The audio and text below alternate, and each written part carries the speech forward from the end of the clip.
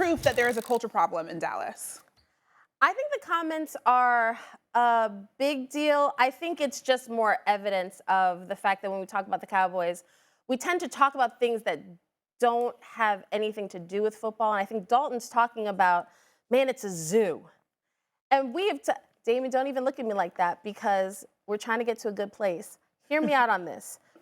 We talk about the Cowboys. We're talking about Jerry, talking to the media all the time. We're talking about culture. We're talking about teammates' mamas and teammates' brothers. Everybody talking about the Cowboys and Dak and the this and the that. And you know what we're not talking about? We're not talking about them in the Super Bowl. We're not talking about them in the NFC Championship. Despite all the talent in the world that they have on this roster, despite all the money that they have, Jerry's world, where is the winning football in the postseason? Just direct me to it. What decade? Show it to me, Damien.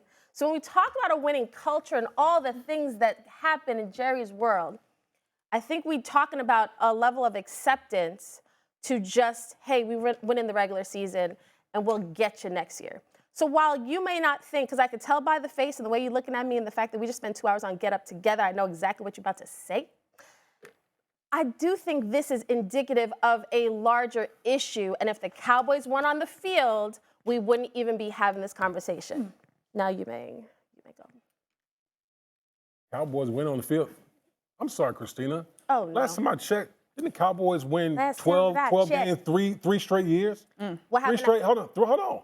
3 straight years. We're talking about, said winning culture, right? Uh-huh. Is 12 wins in the season, that's a lot of winning, right? It's a lot of winning. Okay, hold on. No, you had your time. Right, now I need to have my time here.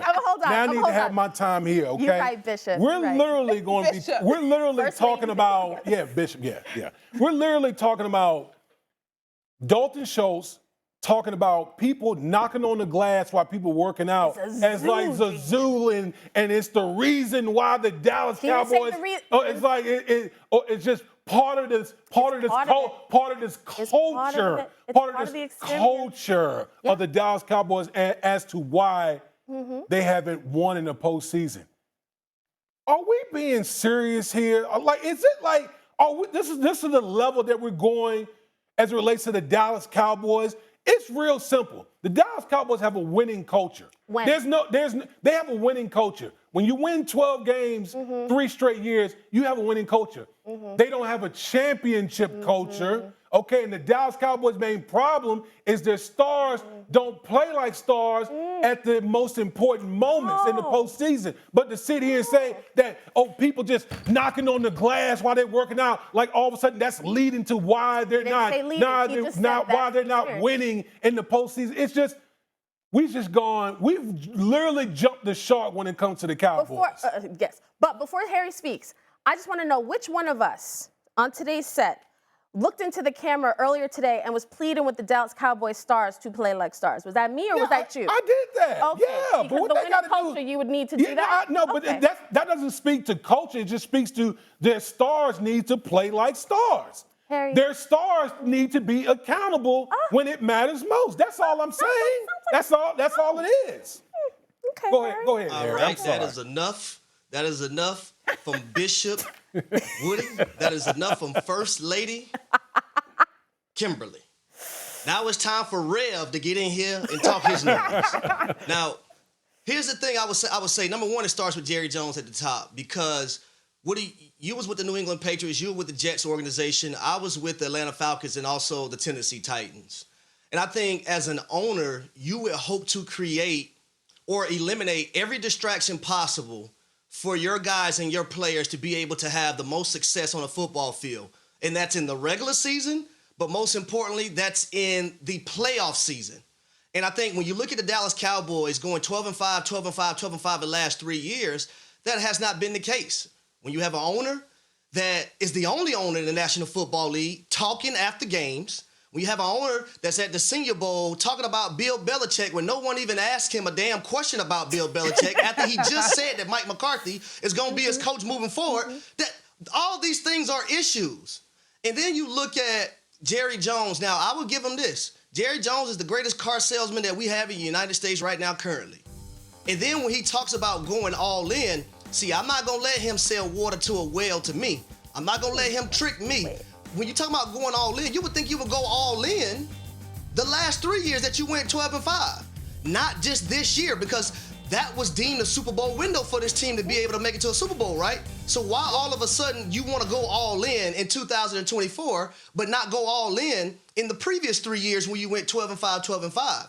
And when you look at this football team from DeMarcus Lawrence saying he's tired for a playoff game against the Green Bay Packers after they got ran through, and you have all the off-the-field stuff with this football team. We start Freddie and Harry, which is 3 p.m. and 7 p.m. every day, Eastern Time on ESPN Radio, the ESPN app, Sports Media, and everything else, folks. We start our show with the main thing is the main thing. And when I look at this organization and within the Dallas Cowboys, it's not the main thing, it's the main thing. Now, here's a little nugget for Jerry Jones. That franchise is worth $8 billion. That's $1.5 billion more so than the next franchise. Can you imagine what that number would get to if they made an NFC Championship game, in which they haven't done since January 1996? Can you imagine what that number would get to if they reached the Super Bowl and Lord but tell it they win it? That number would increase drastically. So when it comes to this organization, the main thing don't be the main thing. And Woody, yes, I do agree with you. Stars have to play like stars, and we can't forget that part.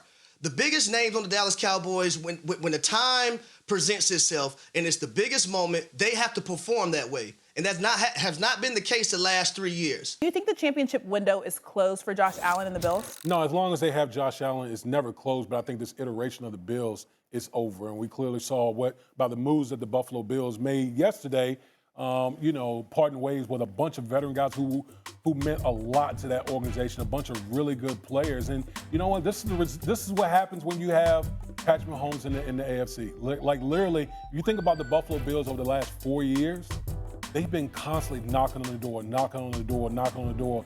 But they, for the most part, have run up against one team and one singular guy, and that's Kansas City Chiefs and Patrick Mahomes. And so when you're in a salary cap era and you pay your quarterback, everyone can't get paid.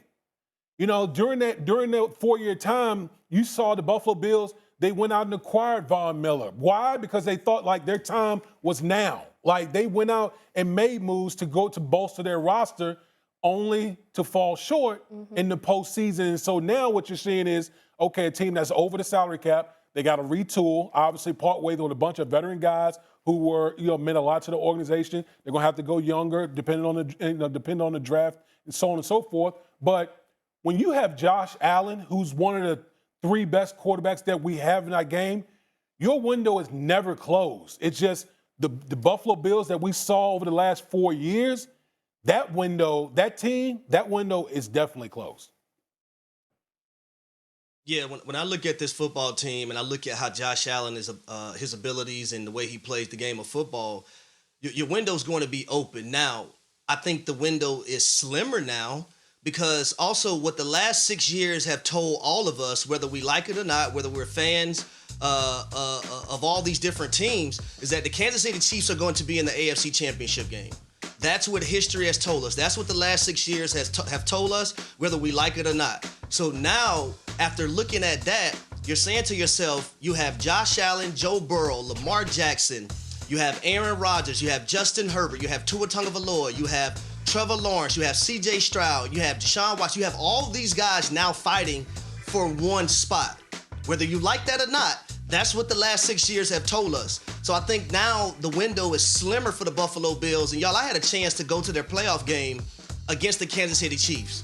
And I really thought the Buffalo Bills, that was their best chance to be able to reach a AFC Championship game again and potentially go on to their first Super Bowl in some time since the 90s.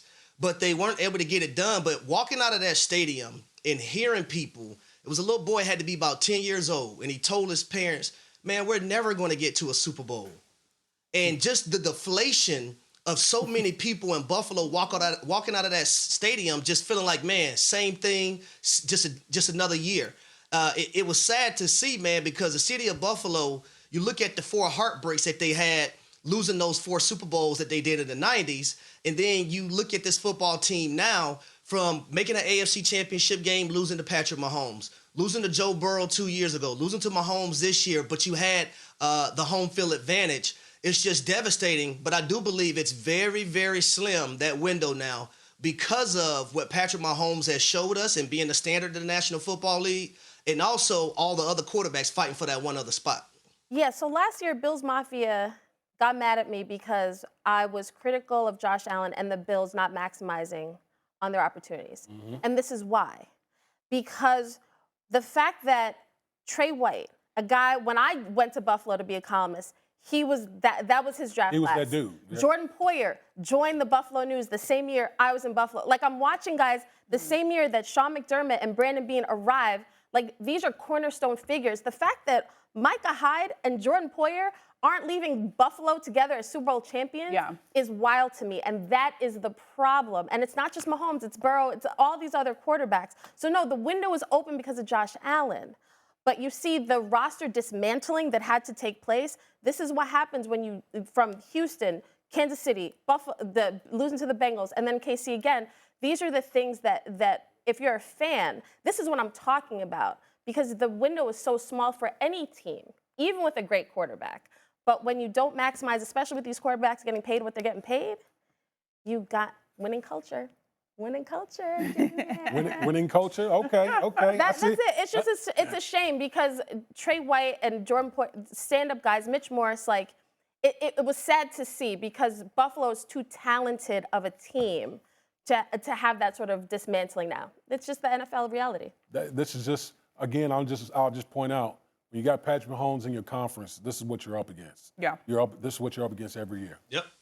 You got to take advantage of when the Chiefs are down, when Joe Burrow is hurt, when the Ravens may not have, you know what, you got to take advantage of those opportunities.